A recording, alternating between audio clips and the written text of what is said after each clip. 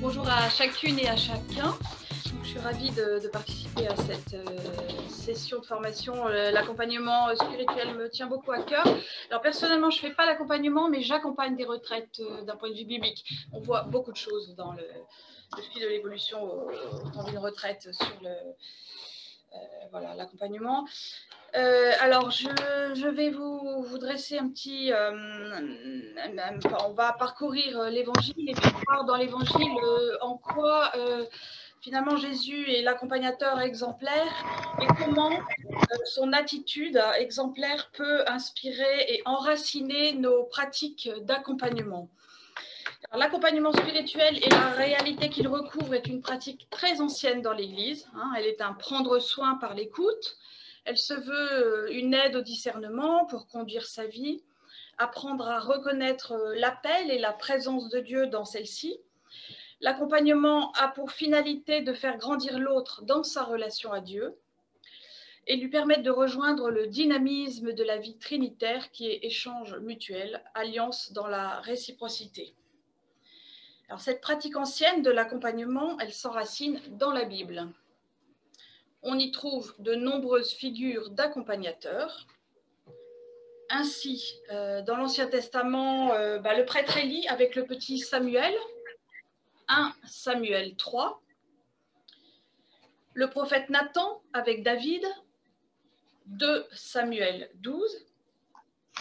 Et encore dans les Actes des Apôtres, le disciple Philippe avec l'eunuque éthiopien. Alors, il me semble que c'est Acte 8. Dans l'Évangile, le Christ se révèle le seul maître parce qu'il est l'unique chemin vers Dieu.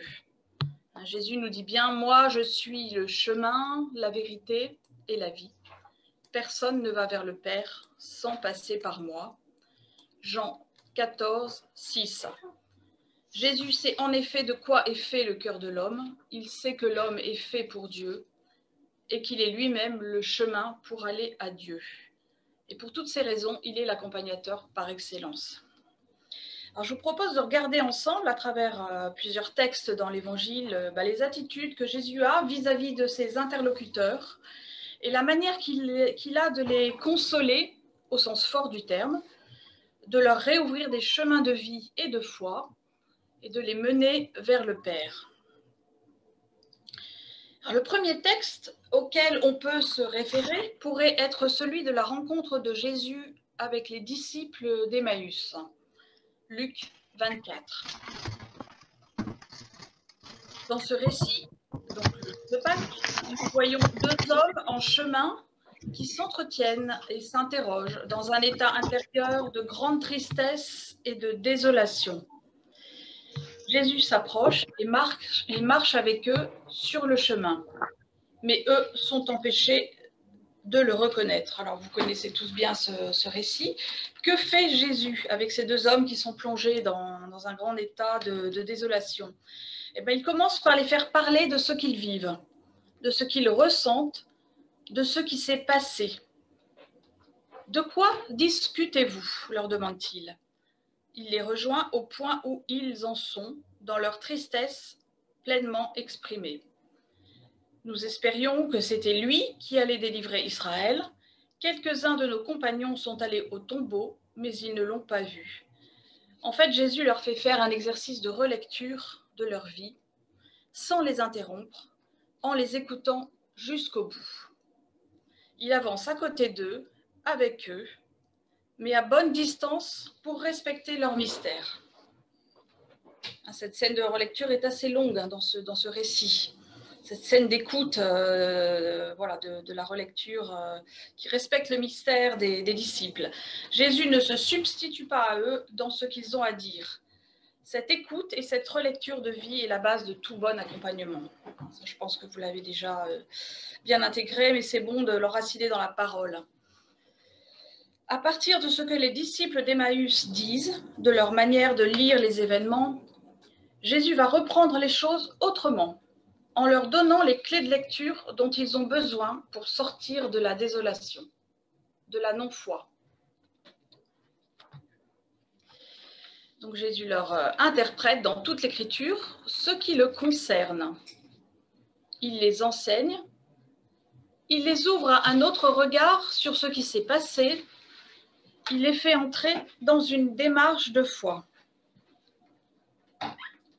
Accompagner consiste donc à donner des clés de lecture du réel que l'accompagné ne voit peut-être pas, et voilà, donc leur ouvrir un autre regard sur ce qui s'est passé, leur donner des clés de lecture du réel sans se substituer à la liberté et l'interprétation par l'accompagné de sa propre vie.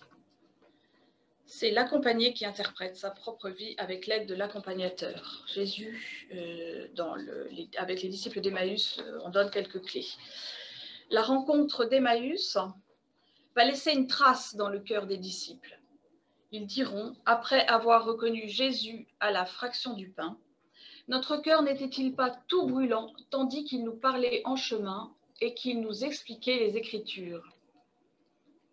Voilà, un chemin d'accompagnement qui les fait passer de la désolation, c'est-à-dire de la non-foi, en langage spirituel, à la consolation au sens spirituel, au sens fort, c'est-à-dire à la foi vive en Jésus ressuscité. Tel est le chemin d'un accompagnement. Retenons ceci de cet épisode des pèlerins d'Emmaüs. Il ne peut pas y avoir de rencontre avec le ressuscité en dehors de nos histoires personnelles et singulières. Le Christ accompagnateur se joint à nous pour aller où nous allons, en même temps que nous, pour nous conduire à Dieu. Sur ce chemin, il nous entraîne de la désolation, c'est-à-dire d'un état de foi qui est brouillé ou de non-foi, à la consolation spirituelle, c'est-à-dire à une foi vive en lui, le ressuscité.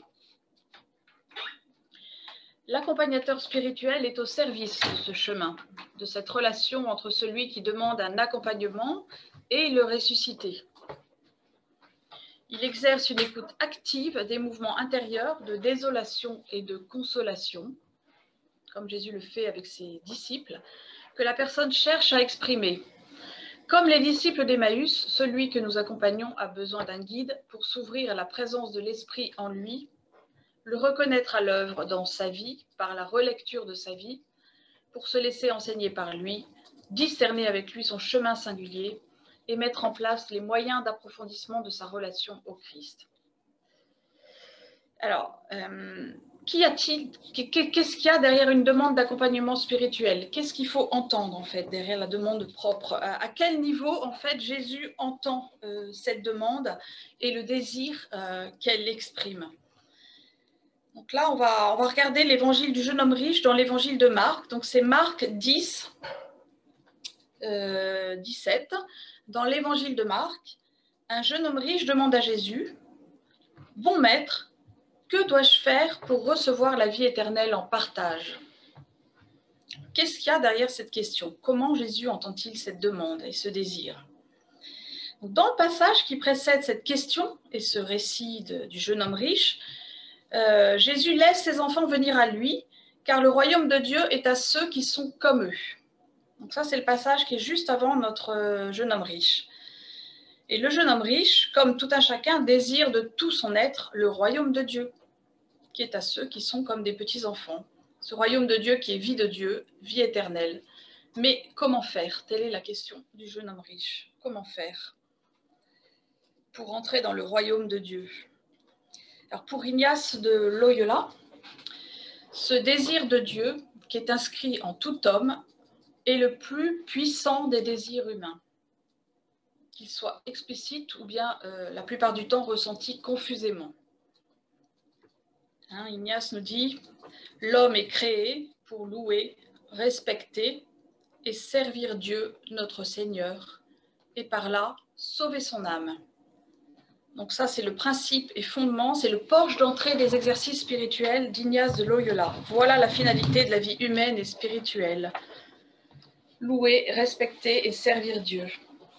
L'aspiration à la vie éternelle, donc au royaume de Dieu, procède de ce désir de Dieu puissant et de ce pourquoi nous sommes faits, la louange, le service et l'amour de Dieu. En demandant comment parvenir à la vie éternelle, le jeune homme riche, en fait, sollicite un accompagnement spirituel à partir de son désir profond, qui est désir de Dieu, et qui a besoin d'être éclairé, conduit par Jésus en l'occurrence. Donc Jésus va lui indiquer le chemin en lui rappelant d'abord la nécessaire observation des commandements. Observe les commandements, j'ai fait, cette loi de vie et d'amour. Il lui propose également de faire le pas de la conversion, en passant de l'avoir à l'être et de faire le pas de la foi en le suivant. Vends ce que tu possèdes, passer de l'avoir à l'être, faire le pas de la foi, puis viens, suis-moi. Matthieu 19, 20, 22. Alors, ce qui est intéressant à retenir de ce récit, c'est que sur le chemin singulier de l'accompagnement spirituel, la liberté de l'accompagner est convoquée. C'est lui qui discerne, c'est lui qui joue la partie.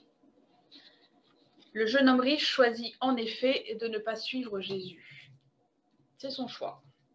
À ces mots, le jeune homme s'en alla tout triste, car il avait de grands biens. Donc Jésus est clair, balise la route, ouvre un chemin de vie, mais laisse celui qu'il guide entièrement libre de faire ses choix et de conduire sa vie. Jésus accompagnateur est au service. Il n'a pas d'emprise ou de pouvoir sur celui qu'il guide. En dernier ressort, le jeune homme riche est seul à décider de ce qu'il a à vivre. Alors, je vous propose d'aller plus loin avec l'évangile de Jean pour décrypter, regarder, entendre, inspirer nos pratiques de la posture détaillée de Jésus accompagnateur avec deux récits. Celui de l'appel des disciples dans l'évangile de Jean et celui de la rencontre avec la Samaritaine. Il est assez remarquable que dans l'évangile de Jean, la première parole de Jésus soit une question. Donc, je vous lis Jean 1, 38, 39. Donc, c'est le passage où Jésus va intervenir pour la première fois dans l'évangile de Jean. Se retournant, Jésus vit deux disciples de Jean le Baptiste qui le suivaient et leur dit « Que cherchez-vous » Là voilà la question. Ils lui répondirent « Maître, où demeures-tu » Il leur dit « Venez et vous verrez. » Que cherchez-vous? Ces premières paroles de Jésus sont fondatrices dans l'Évangile. Elles orientent dès le départ les disciples et nous, bien sûr, lecteurs de l'Évangile, vers Jésus. Que cherchez-vous? Et en lui, la découverte et le don de la vie en plénitude, de la vie de Dieu.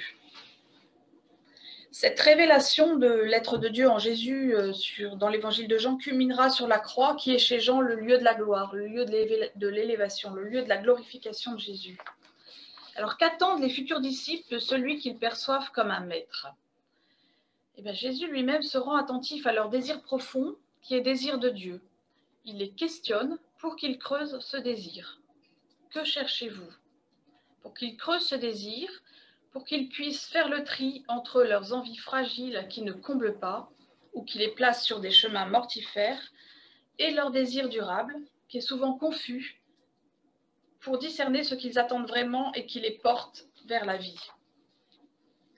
Alors, au début d'un accompagnement, il est bon de clarifier la demande de la personne, d'identifier la forme de son désir profond. Que cherche-t-elle? De l'aider à faire le tri pour sortir de la confusion et prendre conscience de sa véritable attente pour pouvoir avancer et progresser dans la vie spirituelle. Voilà ce que nous dit Jésus avec cette question. Jésus, en fait, ne peut pas répondre à notre désir si nous ne lui avons pas exposé clairement et en pleine conscience. Autrement dit, clarifier ce désir, ce que Jésus fait, que cherchez-vous, en nommer les contours, permet au cours de la relecture de vie de voir qu'il répond à ce désir, justement. Une fois ce désir profond mis à jour, quelle est la posture d'accompagnement de Jésus? Comment se situe-t-il avec ses interlocuteurs? Comment agit-il? Dans l'évangile de Jean, le récit de la rencontre de Jésus avec la Samaritaine est un chemin d'accompagnement paradigmatique, exemplaire. Comment se positionne-t-il face à elle pour se révéler comme le Messie et en même temps la guider, l'accompagner sur un chemin de foi en lui et une plus grande vérité, un ajustement de sa vie? Donc là, je suis en Jean 4, 4, 29. Jean 4, 4, 29, le récit de la Samaritaine. Donc vous connaissez tous ce récit, donc je vais l'évoquer et en même temps identifier la posture d'accompagnement que Jésus a avec cette femme pour ajuster sa vie et puis reconnaître et confesser le Messie. Donc Jésus est fatigué par la route, il s'assied au bord du puits de Jacob. Alors dans la Bible, le puits de Jacob, c'est le lieu des fiançailles et des noces, autrefois entre Isaac et Rebecca, ou encore Jacob et Rachel, ou encore Moïse et Sipora. Dans cette scène, elle est à entendre sous l'enseigne de l'Alliance. Voilà. Arrive une femme de Samarie pour puiser de l'eau. Comme il l'a fait avec ses premiers disciples, Jésus va se focaliser sans détour sur l'essentiel. Le désir de vie en plénitude de la Samaritaine, son désir d'eau vive, son désir de Dieu. Jésus lui dit « Donne-moi à boire ». Il manifeste un manque, mais la Samaritaine fait mine de refuser car les disciples ne fréquentent pas les Samaritains. Jésus lui répond alors « Si tu savais le don de Dieu et qui est celui qui te dit « Donne-moi à boire », c'est toi qui lui aurais demandé et il t'aurait donné de l'eau vive. » Du puits matériel, l'intérêt est déplacé sur Jésus. L'eau vive, le don de Dieu, est une personne. Jésus vient de révéler son identité indirectement. Il est l'eau vive. Dans le langage johannique, l'eau vive désigne l'Esprit Saint, la vie éternelle, le don du salut eschatologique. Si quelqu'un a soif, qu'il vienne à moi et que boive celui qui croit en moi. Comme l'a dit l'Écriture, de son sein couleront des fleuves d'eau vive. Jésus désignait ainsi l'Esprit que devaient recevoir ceux qui croiraient en lui. Donc ça c'est Jean 7, 38, 39. Mais du côté de la Samaritaine, le malentendu s'installe. Elle n'a pas encore identifié ce que signifiait l'eau vive. Seigneur, tu n'as rien pour puiser et le puits est profond. D'où as-tu donc cette eau vive? Serais-tu plus grand que notre père Jacob? Alors Jésus reprend et précise. Quiconque boit de cette eau aura de nouveau soif, mais celui qui boira de l'eau que moi je lui donnerai n'aura plus jamais soif. Et la Samaritaine demeure toujours enfermée dans sa compréhension matérielle de l'eau. Seigneur, donne-moi de cette eau, que je n'ai plus soif et que je n'ai plus à venir ici pour puiser. À ce stade, son désir, celui de l'eau vive du puits, est confus. Il ne dit pas sa véritable attente, son désir de vie éternelle. La pédagogie de Jésus va progressivement l'aider à sortir de la confusion pour s'ouvrir à un chemin de vie et de reconnaissance du Christ. Alors Jésus va inviter maintenant la Samaritaine à relire sa vie pour y discerner et faire le tri entre ce qui la conduit sur des chemins mortifères et ce qui la porte vers des chemins de vie. Jésus, en bon accompagnateur, va oser regarder avec elle ce qui fait mal, ce qui est à sauver, ce qui est à libérer pour lui permettre de trouver des repères à travers la loi qui protège la vie et la liberté. Jésus va lui dire « Va, appelle ton mari et reviens ». Elle répond « Je n'ai pas de mari ». Jésus reprend « Tu as raison de dire que tu n'as pas de mari. Des maris, tu en as eu 5. Et celui que tu as maintenant n'est pas ton mari. Là, tu dis vrai. » Sur ce chemin de relecture singulier, il vient de faire une petite relecture de sa vie, Jésus ose regarder avec elle ce qui, justement, n'est pas ajusté. Eh bien, la liberté de la Samaritaine est convoquée. C'est elle qui nomme ce qui est mal ajusté dans sa vie. Je n'ai pas de mari. Jésus ne fait rien qui ne s'oppose à sa liberté. Par cet ordre inattendu, va, appelle ton mari et reviens, il veut faire à la Samaritaine un chemin de vérité intérieure pour la faire croître sur le chemin de la vie et de la foi. Il reformule et atteste ce que vient de dire la Samaritaine. Tu as raison de dire que tu n'as pas de mari, des maris tu en as eu 5. Il veut la mettre dans la vérité de son désir. Là, tu dis vrai. C'est une parole de salut, une parole libératrice. Au fond, ce à quoi aspire le plus cette femme, c'est à l'eau vive, au don de la vie en plénitude, de la vie de Dieu. La relation entre Jésus et la Samaritaine dans cet épisode se situe dans un face-à-face, mais un face-à-face qui est dissymétrique, avec pour Jésus une présence totale et une écoute active jusqu'au bout, faite d'humilité, de non-jugement, de miséricorde. Ce qu'il veut pour elle, c'est la vérité de sa vie. C'est le don de la vie en plénitude. Donc dans cette posture, ce face-à-face dissymétrique, Jésus est dégagé de lui-même. Il permet à la Samaritaine de découvrir la question, le désir ou même la crainte qui l'habite. Il respecte son mystère. C'est elle qui joue la partie. Il ne se substitue pas à elle, il ne force pas son chemin. En l'écoutant, il lui permet de ressaisir quelque chose de sa vie, de prendre conscience de la réalité de sa vie et ainsi de sortir du flou et de la confusion. Au fond, Jésus est le témoin du travail de Dieu, de l'Esprit en elle. Voilà, l'accompagnateur est le témoin du travail de l'Esprit dans l'accompagné. Alors la Samaritaine, sur ce chemin, et par cette écoute, par ces questions non intrusives de Jésus, délicates, faites de miséricorde, elle progresse dans la reconnaissance du Christ. Elle lui dit, « Seigneur, je vois que tu es un prophète, c'est-à-dire un homme de Dieu. » Alors après cette petite relecture de vie, la Samaritaine est maintenant disposée à s'interroger sur sa foi. Voilà, elle s'est une première fois interrogée sur la vérité de sa vie, maintenant elle va s'interroger sur sa foi.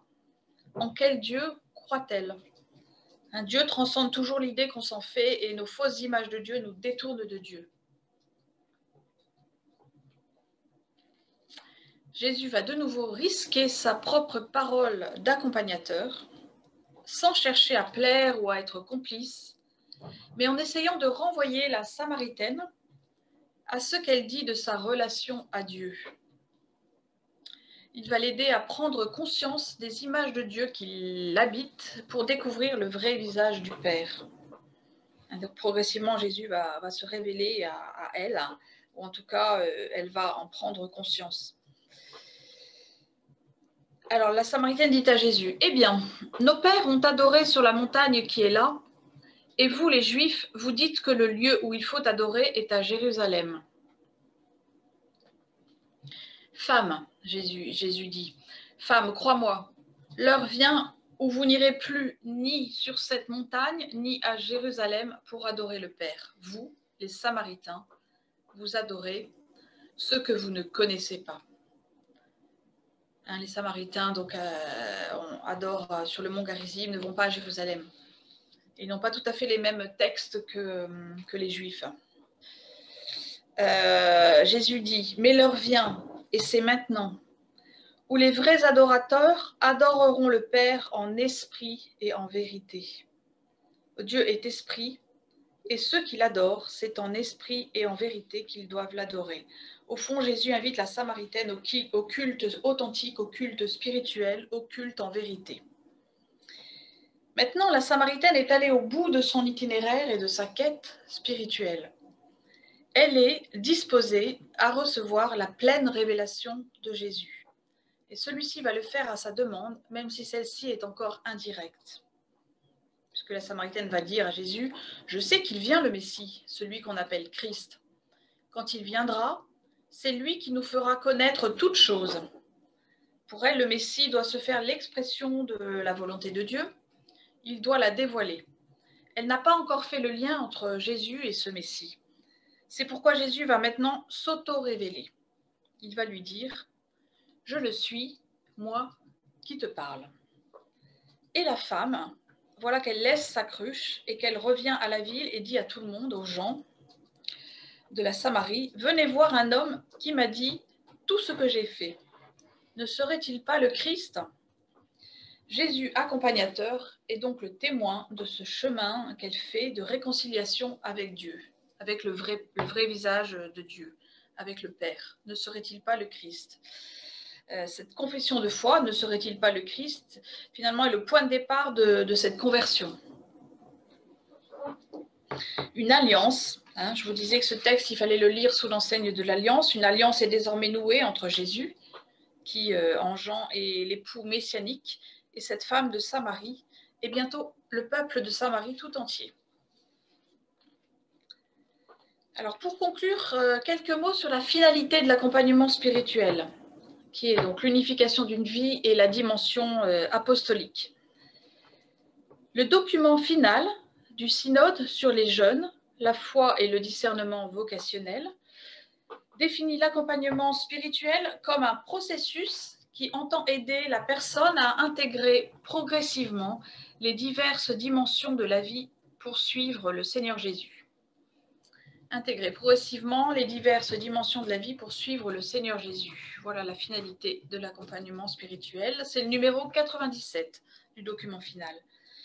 Jésus, par son savoir-être, son compagnonnage bienveillant et miséricordieux, son écoute jusqu'au bout, avec un respect infini, permet à la Samaritaine de sortir de la confusion, de nommer ce qu'elle vit, d'ajuster son désir et sa vie à la vérité qui seule comble l'homme. Et ce chemin de compagnonnage, c'est intéressant, aboutit à une confession de foi, qui est la première étape de la conversion. C'est un chemin d'unification pour la Samaritaine.